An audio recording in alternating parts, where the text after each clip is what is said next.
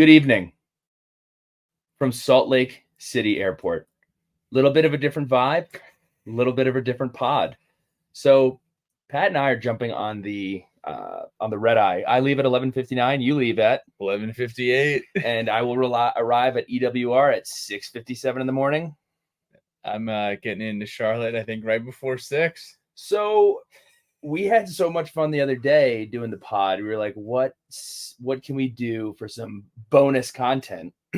So we made some calls, and Salt Lake City hooked us up with this really cool podcast studio after we did some skiing on these mountains right here.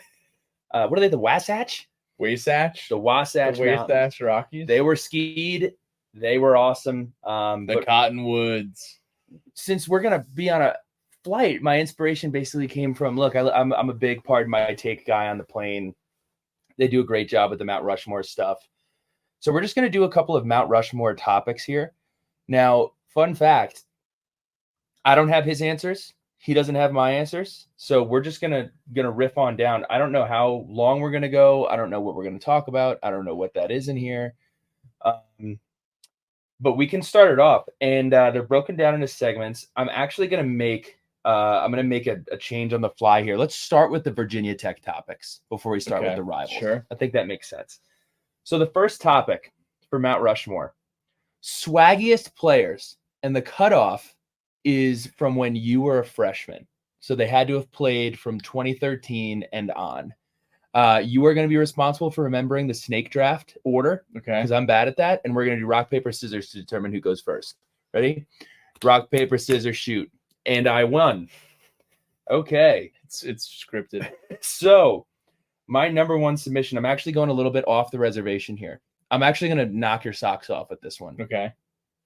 Adonis Alexander, number one pick.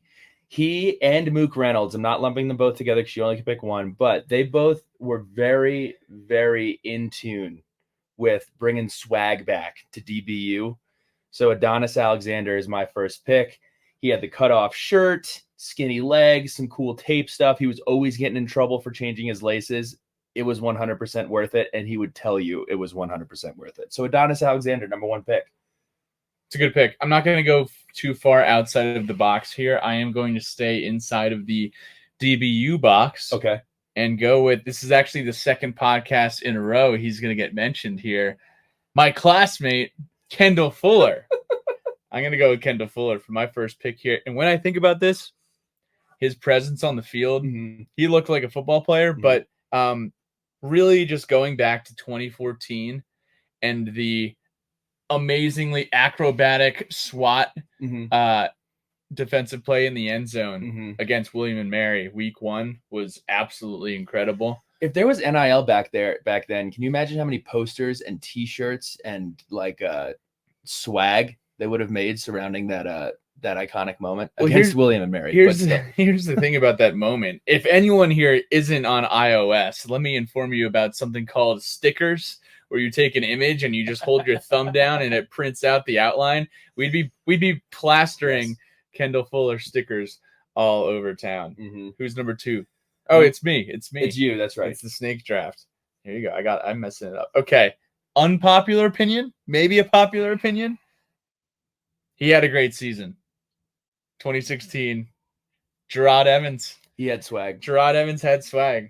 You watch him run down the field against East Carolina. You watch him throw touchdowns against Liberty. He does the old bow and arrow. He had the bloody finger game against Notre Dame with the bloody finger in the air.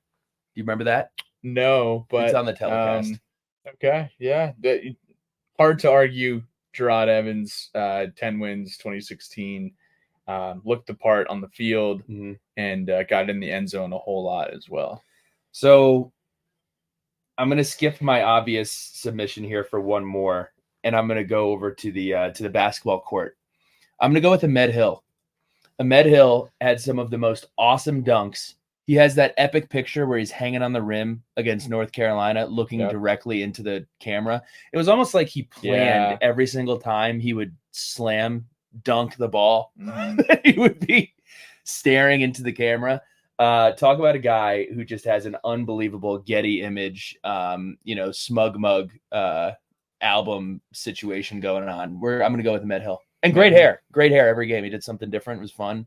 And when you can jump like that, it doesn't even matter what you're wearing. No, it'll be swaggy. No, who's your next pick? Oh, I go again. This is easy. Little bit of salt in the wound. Has there been a more swaggy player than Georgia Amore? The bounciness, the quotes, the 3-pointers going away. Hell of a basketball player, swaggy basketball player. I'm doubling down on ball. So I actually had my next one. It was a twofer. Okay. We actually have the TV in this pod playing right now. We have our Hunter Couture interview from like a year ago that we did in person. That was really funny. Can I give my secret away real quick? Sure. So if you leave yourself signed in to Random Televisions, I will be subscribing you to the Sons of Saturday. So whoever is signed in, I think his name is like Armando or something. He is now subscribed to the Sons of Saturday. So we are getting a view and a new subscriber. But I wouldn't even consider it annoying. I think we're just blessing him with some good content on his TL, on his YouTube TL. I hope he's watching this right now and is just seeing like, wait a second, I recognize that portrait. Who should pick?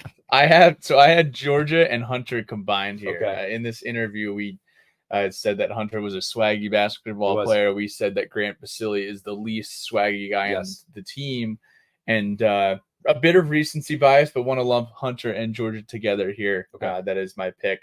When you hit a lot of 3-pointers, make great plays all the time, leader of your team, you earn that swag title.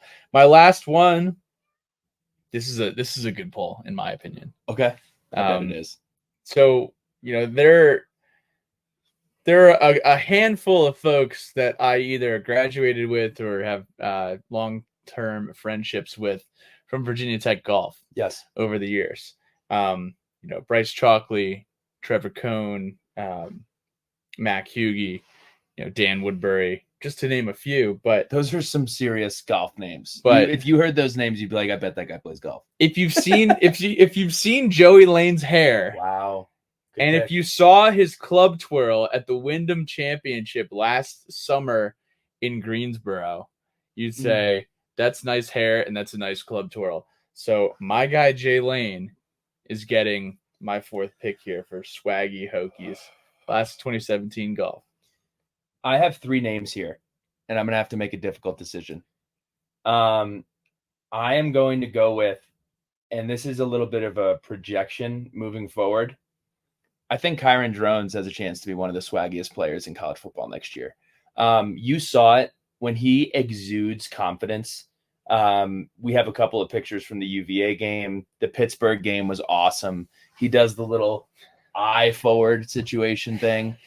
A lot of swag out of him. So I'm going to go with Kyron Drones. Do you have any honorable mentions? I give you 5, so I'm good with mine. Okay.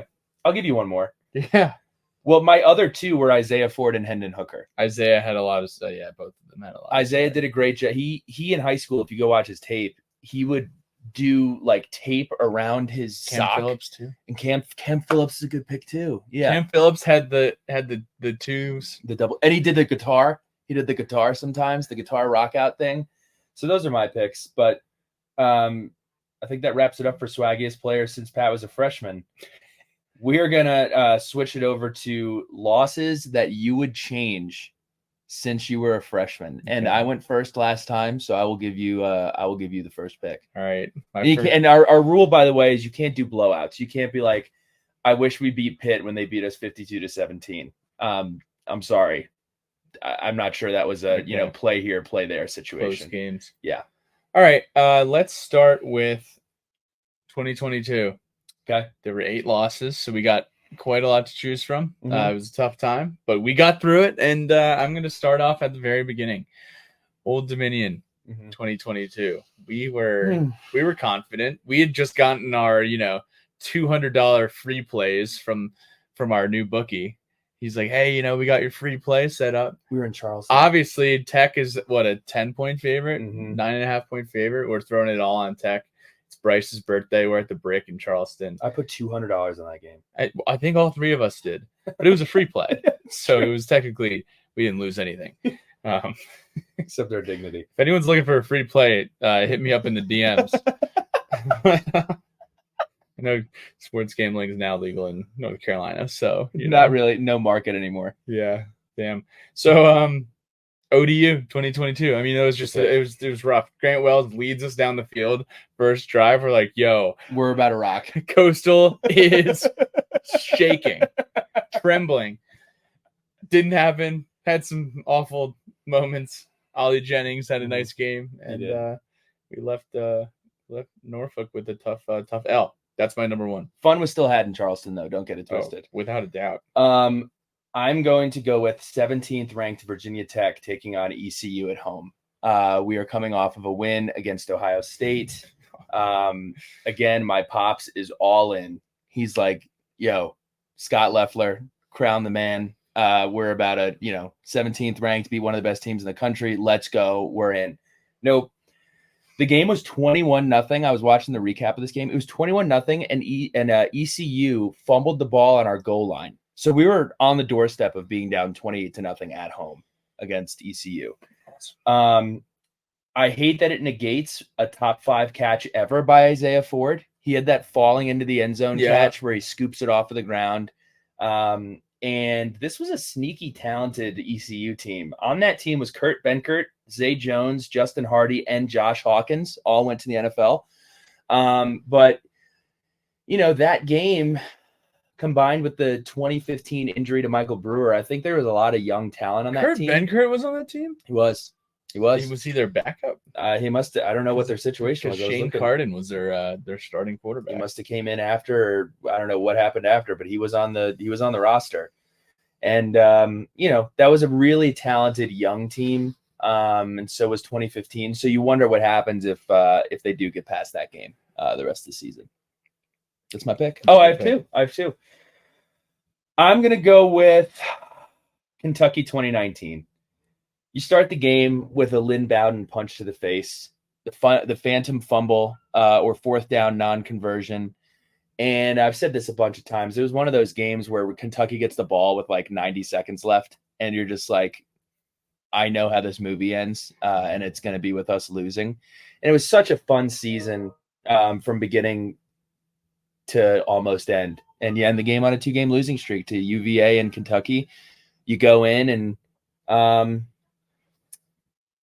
then you have COVID. So Lynn Bowden not only took football games away from us, but he also took Kenny Brooks away from us almost half a decade later. So I'll go with Kentucky 2019. That was so bad. That was tough. It was tough. All right. Let's talk about ODU again. Oh, no. We are really going down to Norfolk and getting some real revenge this year. 2018, September 22nd.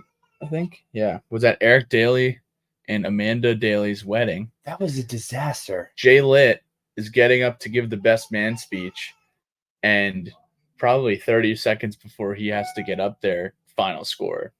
Tech loses 49-35. We lose by 2 scores. And we lost our quarterback. This was just tough. Josh Jackson breaks his leg. We had crushed Florida State and put up 62 points against William & Mary week 2. Fun fact, this was the season that the Hurricane Florence canceled the East Carolina game. That's right. September 15th, 2018. We have not played East Carolina since 2018, which is crazy. Mm-hmm. We thought that series was never going to end.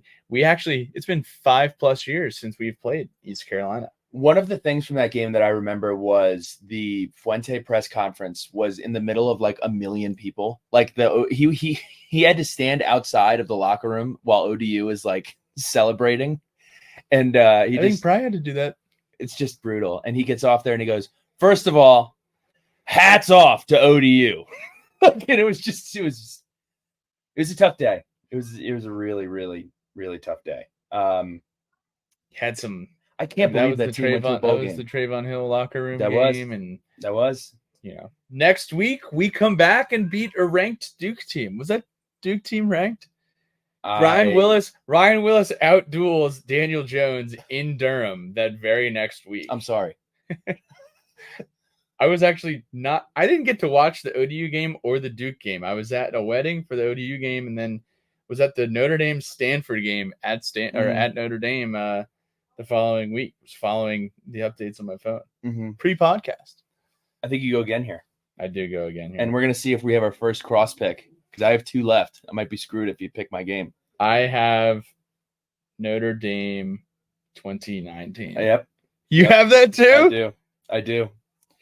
So this hat right here, like this buckle is broken because I smashed this hat. I've never seen you so angry. Smashed this hat against the bleachers at some point in the fourth quarter of that game.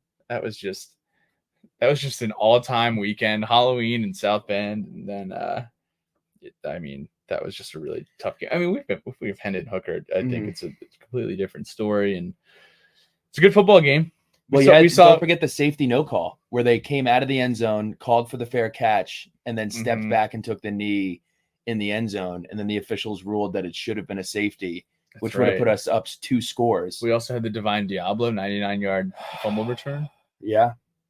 Who laid that hit? It was Ashby. Ashby on the goal line. Rook. Yeah. So I'm going to need your help then. I'm going to have to make a change here. I'm going to go with my 3rd pick, which is Carolina 2015. And that's such a good pick. And I have one. Oh, that's such a good pick. That is still painful. So I actually have a couple of nitpicks from this game that I might get some heat for. Number 1, the uniforms were horrible. One of the worst uniforms we've ever worn. We look like jack-o'-lanterns. Just there was no maroon on the entire uniform. Really bad uniform. Great pageantry throughout the game. I did think that the game day for Frank thing was a little excessive. I didn't love that. At the end of the day, what were we? We were 5-5. I want to say. I think we were 5-5 coming into the game, right? Yes. We were 5-5 coming to the game. College game day. College game day has showered Coach Beamer, rightfully so, with love. If I am a good team and College game day decides to skip our biggest game of the year to go watch a 5-5 team play a top 20 ranked team, I'm gonna be pretty upset. But yeah, I would have loved to send Frank on a home game out with a W. But I would have changed that one. So Isaiah had a great game. Isaiah, when has he had a bad game? I don't know of any bad Isaiah games. So my last pick, I'm going to need help with you on the year. What was the year where Georgia Tech came in and just absolutely beat the crap out of us at night? 2018. 2018 Georgia Tech game was tough. I think that was the face mask punt game. That was a tough watch. That was really tough. So that's that rounds out my list. Do you have one more, or is that it? I had one more. I have I have the Sugar Bowl. Oh yeah. Yeah. I mean, people say that was the beginning of the end, and I mean it did roll into a decade of tough football. In addition to that, I had 2016 Georgia Tech. Can I make an addition too? Yeah. It would have been really cool to beat UCLA in the Sun Bowl. Sure. I think we had the Logan Thomas. It wouldn't make my list, but it's a game that was close. And then Logan Thomas had the truck stick, and then Logan Thomas got knocked out of the game. We've been doing like the last 10 years. Like that's kind of the vibe of this. Yeah. Because I know, I mean, there's a lot of other games we want to put on here. Yes, Rich, we know in 1987 we should have beat NC State. That's our bad. But we're doing recency here. Well, yeah. I just picked a random year and random team. Yeah, I was going to say we beat them in the Peach Bowl the year that before. Literally that year. Oh, okay. So Chris Kinzer been on the pod, right? I'm also throwing Bama 2009 in this mix. I'm also throwing Boise State in this mix. Miami 2001 in the mix. I mean, hell, I wish we won the national championship. So yeah, I mean, we could go on and on. So switching up here, we are going to do our rivalry section. So here's what we're going to do. We are going to tip our cap and laugh at some rivalry traditions that other schools have. So let's start with the good, the things that we like. I'm going to go first here. I only had one, so fine. maybe That's you're fine. going to help. I can carry. Maybe you're going to help spark something. I'm going to get memed for this. I love every time we touch a Duke. It's fun. It is so on brand with their student body. And I think every time we touch a Duke is pretty awesome. So are you just saying ACC edition because Duke is not really a rival? Yeah, I'm just saying the ACC or schools we don't really love. So no thoughts on every time we touch. I think I'm kind of in the middle on it. I do think it's on brand. I think I'm not going to agree with someone who hates it. Okay. Know? Yeah. If you hate it, you just hate Duke. Yeah. Yeah. I think that's a good take. I hate UVA. Yes. I do think the living on the lawn tradition, the ability to actually live on the lawn, that's sick, is pretty cool. It's extremely unique. I know, you could live at storied satellite fraternity houses at Virginia Tech. I lived in one. It was awesome. Living on the lawn. It's like living on the drill field. It's pretty cool. My cousin, Erin, lived on the lawn. I didn't know you had a cousin that went to UVA. Yeah. She was a trainer for the men's lacrosse team. She's a national championship rank. That's pretty cool. So yeah, whatever. I'm gonna throw it back to you. I can carry the load here. So I'm actually pulling pretty deep from this one here. University of Maryland at their basketball games. When the other team is being announced, the entire student section has fake newspapers in their on their seats. So they hold them up in front of their face. Okay. And they turn around. And then when they're done, they crumple up their newspapers. They throw them in the air, and they get crazy when UMD's starting lineup gets announced. It's pretty cool. Yeah, pretty cool. We used to do that in high school. Who started it? I don't know. So I'll round it out with my last two. Lighting the bell in Raleigh is sick. I think that's really, really cool. Pretty unique. And then I am actually in on powder blue. I make fun of powder blue a lot. I don't think it really jives with football, but powder blue is a cool color. And I saw you shake your head. You probably have seen Ole Miss take the field in powder blue uniforms and been like, wow, those are really cool. It's just UNC kind of does it too, and it's a cool color. I like Ole Miss's navy uniforms better. Okay. Look at this. So worst traditions that rivals have. All right, let me go first. I know you have a bunch. Okay. This goes for Carolina, and this goes for Virginia. Okay. Argyle. Yeah. You're gonna try to zag me here. So Argyle. We're watching a video of us when one of the times we stormed the field at UVA. I wish we were more creative in our end zone. I'm not arguing for Argyle. I think it looks kind of cool. The Virginia with the Argyle looks kind of cool. It's unique. It's different. I'm in on unique and different, but on the uniform, I do think it's a little soft. I agree. It's not football. No, it's definitely not football. Completely agree. But it's very much in line with their culture. 100%. Which, that's their prerogative, and that's fine. But I'm out on the Argyle. So the Glory to UVA song is horrible. It's really bad. The sway. Yeah, it's just not for me. It's not for anyone. I don't think it's for anyone. I think it's extremely soft. I think it's something you should sing at a polo match, much less a football game. So I'm out on a Glory UVA. Okay. So I had that on my list here. You got two in a row. Actually. Oh, I got two in a row. So I can't tell if I hate this or if I like it. I think the Rambling Wreck is kind of whack. Really? The car is kind of slow. You're driving it on the field. It's just it doesn't go with the whole Yellow Jackets theme. It doesn't go with Yellow Jackets at all. It's kind of like Miami being the Hurricanes and then their mascots, a bird. Yeah, that's a good pull too. So I'm kind of out on the Rambling Wreck. I think it's something cool that they should leave. Like they should have like Tony the Tiger at LSU has his own little pen. They should have like an area in the stadium you can go see the car. We don't need to drive it. I think that's a little excessive. I was actually at a wedding where the bride and the groom drove away in the Georgia Rambling Wreck. I thought that was cool. Yeah, I mean, that's awesome. Neither of them went to Georgia Tech, though, which was kind of weird. And neither of them were Georgia Tech fans. They just had a ton of money. Whose wedding was this? It was Lindsay's shortstop on the Memphis Tigers. Why were you invited? Because Lindsay had just broken up with her boyfriend, so I decided to go to a wedding for free. She said it was a super rich wedding, and I was like, I'm in. Sign me up. Cousin, by the way. Cousin. For the listeners. Cousin. All right. I have just Caveman is awful. Caveman is so awful, dude. Like their Adventures of Caveman videos. Honestly, I look forward to it every time going to Scott Stadium. Their little, pixelated potato that they have in their end zone that they show movies on. The Adventures of Caveman. They have Caveman taking down, the cartoon Hokie Bird, but Caveman is just horrible. I mean, he's bad. Not even just the mascot, but also the one that rides the horse and falls off the horse. Just not a lot good going there, but yeah. I have two. Oh, two. I have two. My next one is just Miami fans. That's it. That's no the tradition, statement. just they suck. Miami fans. They are awful, non-existent, and I wish they were real. Good take. Good take. I'm gonna go with at first I actually was pro this.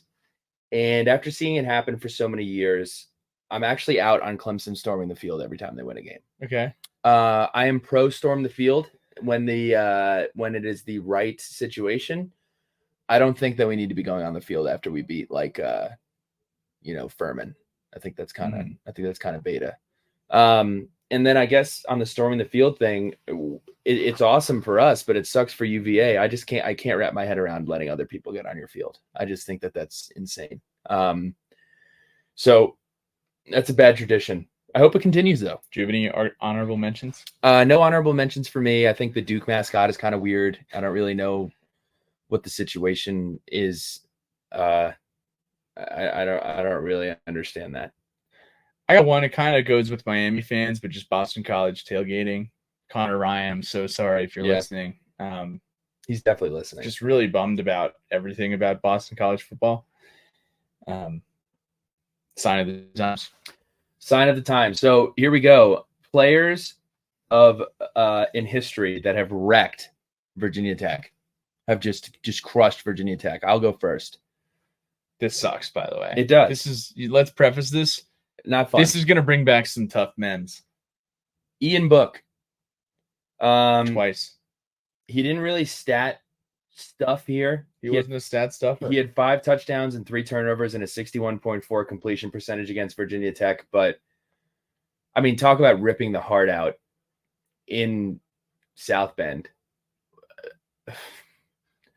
That was tough. That was really, really tough to watch. And Ian Book is actually one of those guys who kills you, but you can't hate him. Like I love Ian Book. Love the guy. I think he's awesome. Yeah. Short, real smart football player. Just your typical Notre Dame quarterback. So prototypical. I'll go with Ian Book. All right. I will draw back to I think this is 2017. Okay. If you all recall, we played. Were we an 8 seed, a 9 seed in the tournament? We were on the 8-9 line. I think if we won, we would play Villanova in the second round. I know who you're gonna pick. We are playing the Wisconsin Badgers. This is actually a dual factor login here. I got 2 from this this roster. I don't remember this white guy who hit like 1,000,000 threes against us. He is the hook line, and then the sinker is Nigel Hayes. Oh. This guy Nigel Hayes goes to the free throw line like 15 times. The announcer's like, Nigel Hayes at the line shooting 1 on the 1-and-1. He's a 50% free throw shooter, and Nigel Hayes just knocks down all these damn free throws to knock us out. Him and the dude who couldn't miss from outside the arc. So why can't I remember the white guy's name? I don't he also had either. Its prototypical Wisconsin name. It had multiple syllables. It probably ended in like Burger or House or Kirk Heinrich Green or something. Yeah. Burger House or Green. I'm gonna go with Duke Johnson. Duke Johnson averaged 8.7 yards per carry against Virginia Tech in 2014. We lost 20-6 at home at night. He had 249 yards on the ground. That was one of the last Bill McChain upset calls that I remember. It was just Duke Johnson, touchdown Miami, like just over and over and over again. So I'm going to go with Duke Johnson. You said it was 20-6. I think we lost the game 30-6. 36. Yeah. Did I say something I else? think you said 20. Okay. Yeah. We'll have to 36. run that We back. lost by a lot. It's a good one. You have 2. I'm gonna go with Paul Johnson. Oh, did I have 2? I did have 2. It's fine. We'll just it's go okay. back and forth. We'll do ping pong for this. Yeah, I'll go with Paul Johnson. So my familiarity with Paul Johnson from 2014 to 2018 was rather somber. We were 1-5. From my understanding, yeah. Well, you include 2014, you include 2018. It's 5 years. Okay, so maybe it's 2019. Whatever. So we'll just go 1-4. He beat us a lot. And, from my understanding of Georgia Tech fans, they were kind of like, look, he's done some amazing things. It's time for him to go. Well, he didn't get that memo against Virginia Tech. He caused us huge issues. So Paul Johnson just wreaking havoc on Virginia Tech with the triple option. 2017, we had him cooked. Mm-hmm. Oh, man. On that note, I will stay aligned to Paul Johnson with Joshua Nesbitt, quarterback. Yeah. Dude could fly. Dude was big. He was like if Gerard Evans was like an option quarterback. Mm-hmm. Joshua Nesbitt. And a little faster. Yeah. He was so fast. Nesbitt in 2009. Tech goes into Atlanta on a Saturday, ranked like number 4 in the country. Mm-hmm. We had 1 loss to our name. It was like late October. We go down there. We wear these throwback uniforms, looking all swagged out in the maroon. We would always wear maroon at Georgia Tech back then. Nesbitt picks us apart. I think Ryan Williams was sick that night. Still had a nice touchdown where he broke through the middle, but that was brutal. I think we lost to Carolina. Did he have the fumble bug that game? No, that was the next week. We lost to Carolina on I think it was Thursday night, 20-17. Joshua Nesbitt. All right, back at you. I'm going with another Paul Jones or Paul J. I'm just going to go with John Paul Jones Arena. It's a tough place to play. The last win before the epic win in 2018 was January 22nd, 2012. Here are some of the final scores of games that we played at John Paul Jones. 45-65, 55-73, 49-67, 48-71, and 59-81. It's a tough place to play. It's a great arena, but Tech does not play well in Charlottesville. All right, I'm going to take that and put my own spin on it. There's a golfer named Cameron Smith. Okay. I don't know if you're familiar with Cam Smith. He's on the PGA Tour. He's a fantastic golfer. Well, there's also Cameron Indoor Stadium, and the Smith Center. Mm-hmm. We haven't won in either, I think, since 2007 when we beat them. We have not won in Cameron since 2007. We have not won in the Smith Center, I think, since 2007 too. Yeah, I want to say that's. I think that's our fault because we haven't attended any games there. Deron Washington. I went to Cameron. That's right. The year after COVID, but so yeah, Cameron Smith. To add on to that, I have Bryce Perkins on here. I think good player. We don't need to say anything more about that game in 2019. Mm-hmm. Back to you. Is that it? I think I did 4. Oh, I have a couple more. Okay. 2008 Big Ten ACC Challenge. Wisconsin basketball comes to town. So this is the last 2 times. What year is this? 2008. Oh wow. Last 2 times we played Wisconsin. AD Vasayo drops 30 points, just making it rain all day long. And Jeff Allen fouls out. Only had 2 points on the night. We lose to Wisconsin by 2 points because Trayvon Hughes goes down and hits one right before the buzzer to beat Seth Greenberg and Tech. And then I also have Tyler Hansborough here. 2008, I think it was 2008 ACC tournament. Hits the shot on the baseline, does his stupid dance. Not awesome. See, this is where my my Tech fandom had not kicked into super gear yet, so I grew up a huge Tyler Hansborough guy. I'm sure you did. I loved Tyler Hansborough. I did. I think you were a Duke fan. I did. I loved Tyler Hansborough. I love good basketball. It's true. Sue me. So now we're gonna roll into the cross country bill section. We have 10 minutes, by the way. That's fine. We'll roll through this. So we are going to do Dream Home and Homes. Let's just go back and forth here, and I'll let you go first. Okay. You're my pal. Dream Home and Homes. I have Colorado. Great pick. Great pick. Hopefully, now my problem with because I'm going to go with Utah. But my problem. No one is, wants to host Colorado. No one's fired up about I know. that. If Colorado's coming to town, they're going to be upset. People would want to host Utah. Mhm. My problem is we're probably going to play this game in September or October, which is too early to ski. So if there's a way that we can make that like a November game, that'd be awesome. So I'll go with Utah. All right, Penn State. Actually, I'm gonna go a full swoop here. I'm gonna call it the scheduling blunders of the 2010s and early 2020.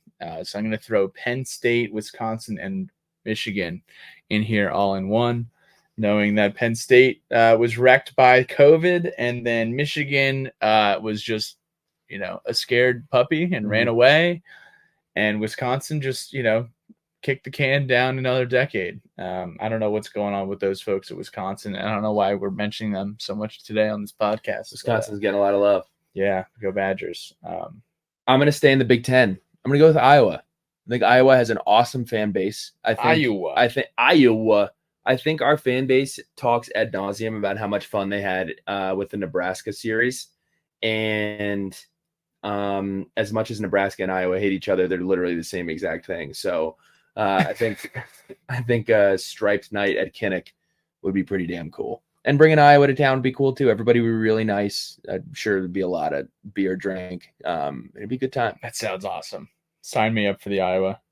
I have the Pacific Northwest twofer on here as well. Oh, nice. What do you got? Washington and Oregon. No disrespect to Washington State. They're just in a nobody conference. Would love to go to the Autzen Zoo. Would love to do some sailgating. Well, we do get to go to the Pacific Northwest and check out Stanford this year. That is not in the Pacific Northwest. It's like in the Pacific North Central West. Yeah, it's the Bay Area. Yeah. Bay Area sucks. Just call space. I mean, the Bay Area is awesome. San Francisco stinks. San Francisco is a great city. There's just issues going on there. Quite a few. Yeah, we should get those rectified. I'm going to go with Texas A&M. Very similar fan base, very similar school, very similar colors. A rematch with the Elk Daddy. I think it'd be fun. Texas A&M. I think it'd be cool to bring them here, and I think it'd be cool to go there. Yeah, I'm also going to throw Texas in there. Like Austin would be unbelievable. It'd be unbelievable.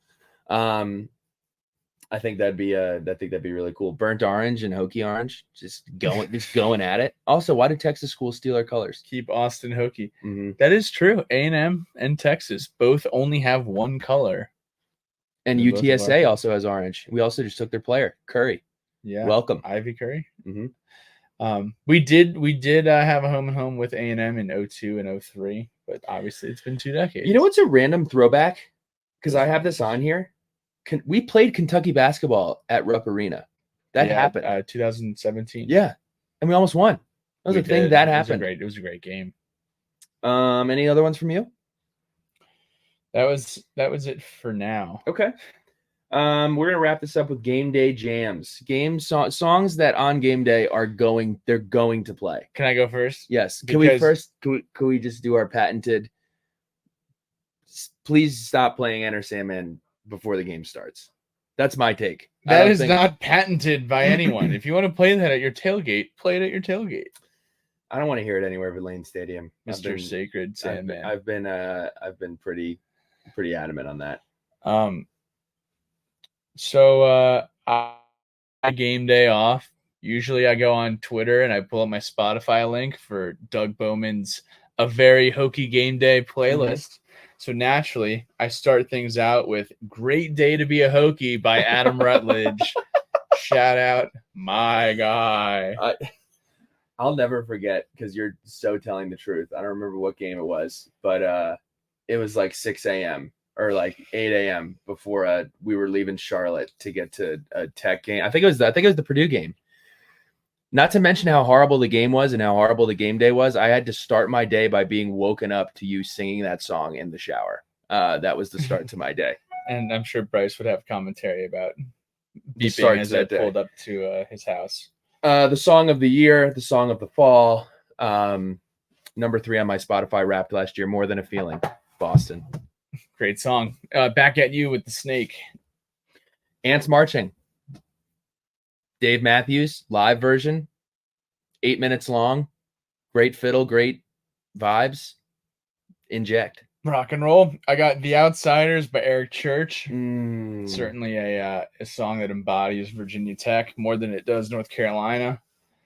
And then I also have Baba O'Reilly. Great pick. By The Whomst. Great pick. Are you not going to do our podcast namesake? By Elton John? Oh, Saturday night. Saturday night's all right. Yeah. Is that on your list? That's on my list. And then my last submission is Thunderstruck by AC/DC, the live version. The live version. So you're going to let me say my final? Oh, I didn't know. I'm sorry. I have Gimme Shelter. Gimme Shelter by the Stones. In so many Scorsese movies, basically every single Scorsese movie. So good. That's a podcast that you were not expecting. And we hope you liked it. Safe travels to Charlotte. See you back on the East Coast, my friend.